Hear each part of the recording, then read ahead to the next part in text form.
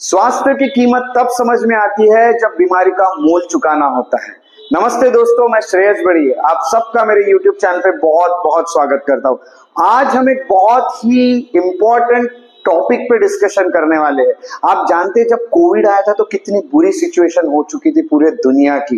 क्या ये एमपॉक्स अगला कोविड की तरह ये भी ऐसे ही बीमारी बनेगा? तो देखिए, एमपॉक्स नाम की ये बीमारी है। एमपॉक्स का फुल फॉर्म है मंकी पॉक्स। मंकी पॉक्स के बारे में जो जानकारी हमें मिली है उसके बारे में सबसे पहले डिस्कशन करते हैं। ये आप इमेज देख रहे हैं, इसमें आपको एमपॉक्स होते हुए किसी व्यक्ति का हाथ दिख रहा है। इस तरह से एमपॉक्स दिखते हैं।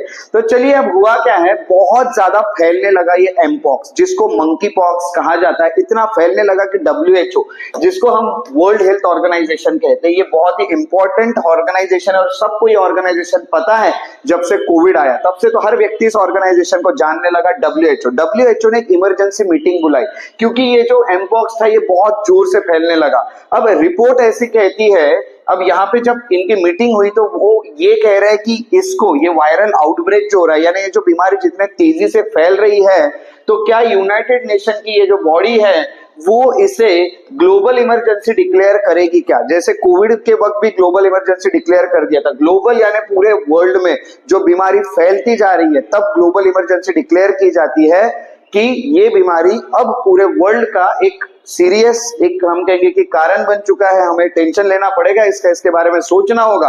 एमपॉक्स का जो आउटब्रेक है वो सबसे पहले कब हुआ था, सबसे पहले बीमारी कब फैली थी? ये बीमारी सबसे पहले 2022-23 में फैलते हुए दिखी, तब से इसकी शुरुआत हुई और ये उस वक्त से अब तक फैलते जा रही है। पहले तो ये डिजीज सिर्फ अफ्रीका के एक छोटे से देश तक ही सीमित थी, जिसका नाम है democratic Republic of Congo, DRC। But धीरे धीरे ये अफ्रीका के बाकी देशों में फैलने लगी। जैसे कि अफ्रीका के 9 और देशों में ये बीमारी फैलने लगी। जैसे कि एक देश है बुरुंडी, एक है सेंट्रल अफ्रीकन रिपब्लिक, एक है रवांडा, एक है साउथ अफ्रीका। ऐसे कई सारे देशों में अफ्रीकन कॉन्टिनेंट की ये बीमारी फैलने लगी। पिछले साल DRC में 14,434 सस्पेक्टेड केसेस रही है मंकी पॉक्स यानी एमपॉक्स की, और एटलीस्ट उससे 728 लोगों की मौत हुई है। पिछले साल के ये नंबर्स हैं। और अगर इस साल की बात करें तो in its current wave 11,000 cases सामने आते हुए इतने जल्दी दिख भी गई है और अब तक 445 डेथ्स हो भी चुकी है, ऐसा WHO का कहना है। हम ये जो भी इंफॉर्मेशन ले रहे हैं WHO से ले रहे हैं, इसीलिए ये इंफॉर्मेशन का जो सोर्स मेन है वो WHO, वर्ल्ड हेल्थ ऑर्गेनाइजेशन ही है।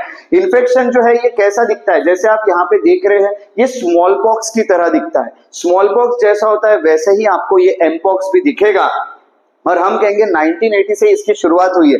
एमपॉक्स जो होता है ये हेडलाइन धीरे धीरे बनने लगा। इसकी शुरुआत तो कब हुई होगी ये भी बताना बहुत मुश्किल है, क्योंकि सेम ये जो हमारे स्मॉल पॉक्स है उसी की तरह दिखता है। तो ये हम इसको थोड़ा सा कंपेयर करना मुश्किल है या इसका डिफरेंशिएट करना मुश्किल है कि हमें जो हुआ है वो स्मॉल पॉक्स है या एमपॉक्स है। इसीलिए हिस्टोरिकली ऐसा कहते हैं कि जो पहली ह्यूमन केस थी एमपॉक्स की वो डेमोक्रेटिक रिपब्लिक ऑफ कॉन्गो में ही रिकॉर्ड की गई थी और ये ईयर था 1970। सो 1970 में सबसे पहली केस DRC में इसकी जो है वो देखी गई। उसके बाद हम आगे बढ़ते, तो ये जो हमने पहले देखी ये तो बेसिक इंफॉर्मेशन थी। अब हमें मेन यहाँ पे इशू देखना है सिम्टम्स। सबसे मेन होते हैं सिम्टम्स। जैसे आप इस इमेज में देख रहे हैं, ये जो पर्सन है इसको आपको एमपॉक्स होते हुए दिख रहा है, तो इसके सिम्टम्स क्या होते हैं? जैसे कि WHO ने मेंशन किया वही मैं सिम्टम्स आपको बता रहा हूँ। WHO ने कहा है कि रैशेस हो जाते हैं, रैशेस के अलावा फीवर आने लगता है, सोर थ्रोट, आपको थ्रोट इन्फेक्शन की तरह फील होने लगेगा, हेड एक होने लगेगा, अचानक से सिर दर्द, मसल एक, यहाँ पे पेन होने लगेंगे, बैक पेन होने लगेगा, लो एनर्जी बहुत लो लगने लगेगी, लिम्फ नोड जो है वो स्वोलन होने लगेंगे। इस तरह से आपको यहाँ पे स्वोलन चीजें देखने मिलेगी, जिसको हम कहते हैं ऐसी थोड़े थोड़े जो ये ऐसे ये होते हैं नोड्स, वो आने लगते हैं हमारे स्किन पे। तो ये सब आपको देखने अगर मिल रहा है तो ये समझ सकते हैं कि शायद ये एमपॉक्स तो नहीं है। तो ये चीजें WHO ने कही है कि इस तरह के सिम्टम्स एमपॉक्स में देखने मिलते हैं। आगे हमें देखना है कि ये फैलता कैसा है, तो इसको कहते हैं मोड ऑफ ट्रांसमिशन। क्या किसी के हाथ लगाने से फैलता है? तो इसका आंसर है यस। तो ये अलग अलग तरह से फैल सकता है। इन्फेक्शन जो है वो फेस टू फेस भी फैलता है। अगर किसी का फेस किसी के फेस से टच हो गया, उसको एमपॉक्स है, तो बाकी लोगों को भी एमपॉक्स हो सकता है। स्किन टू स्किन भी फैलता है, जब स्किन कांटेक्ट में आती है। माउथ टू माउथ भी फैल सकता है, अगर माउथ के थ्रू कुछ जैसे कोई छींक दिया, कोई खांस दिया और उसके जो भी ड्रॉपलेट्स थे वो आपके माउथ में चले गए या किसी के माउथ में चले गए तो उसको भी हो सकता है। माउथ से स्किन पे भी हो सकता है, माउथ से जो स्किन पे गिरेंगे ड्रॉपलेट्स उससे भी हो सकता है। उसके अलावा रेस्पिरेटरी ड्रॉपलेट जैसे मैंने आपको बताया छींकना, खांसना, या फिर हम कहेंगे एरोसोल्स जो है, कोई छींक दिया, खांस दिया और वो कहीं पे तो भी किसी पार्टिकल पे सेटल हो गए, उसके जो भी ड्रॉपलेट्स थे वो अब वो धूल के ऊपर बैठ गए और ये धूल उड़ी और ये धूल हमारे अंदर चले गई तो हमें भी स्मॉल पॉक्स हो सकता है। तो हमें ये सब चीजों का प्रिकॉशंस लेने पड़ेंगे। कहते हैं ना, prevention is better than cure. कभी भी खुद को ठीक करने से ज्यादा जरूरी है कि हम बीमारी को होने ही ना दें। तो इसके अलावा WHO ने मेंशन किया कि इसका सबसे ज्यादा खतरा किसको है, तो बच्चों को बहुत ज्यादा खतरा है, जो लड़कियां प्रेग्नेंट है उनको बहुत ज्यादा खतरा है। इतना ही नहीं तो जो बहुत वीक लोग हैं, जिनका इम्यून सिस्टम बहुत वीक है, जिनमें बीमारियों से लड़ने की ताकत बहुत कम है, उनको भी ये जल्दी हो सकता है एमपॉक्स, ऐसा WHO ने कहा है। सो ये था उसका मोड ऑफ ट्रांसमिशन। उसके अलावा जो आगे हमें देखने मिलता है तो ये डिजीज को जूनोसिस डिसीज कहते हैं। अब ये जूनोसिस डिसीज होता क्या है, ये इस डायग्राम में आप देख रहे हैं कि जो जानवरों से इंसान में आता है उस डिजीज को जूनोसिस डिसीज कहते हैं। तो एमपॉक्स जो ये जूनोसिस है, ये जो भी मैं आपको बता रहा हूँ ये WHO ने बताई हुई ही जो स्टेटमेंट है वो है। जैसा कि ये जूनोसिस डिजीज है, ये डिजीज जो ट्रांसमिट होता है एनिमल से ह्यूमन के अंदर, उसको कहते हैं जूनोसिस डिसीज। अब यहाँ पे कौन कौन से एनिमल हैं, जैसे कि हम कहेंगे मंकी पॉक्स वायरस जो देखने मिल रहा है वो स्क्विरल्स के अंदर देखने मिलता है, या फिर गैम्बियन पाउच रैट्स जो है चूहे उनमें देखने मिलता है, डॉर्माइस हो गए या फिर छोटे मोटे जो भी डॉर्माइस है, या फिर हम कहेंगे कि जो मंकी के स्पीसीज है उनमें आपको ये देखने मिलेगा, ऐसा WHO ने कहा है। तो ये जानवरों से वो इंसान में आता है, फिर इंसान टू इंसान वो स्प्रेड होते जाता है और उसका स्प्रेड बढ़ते जाता है।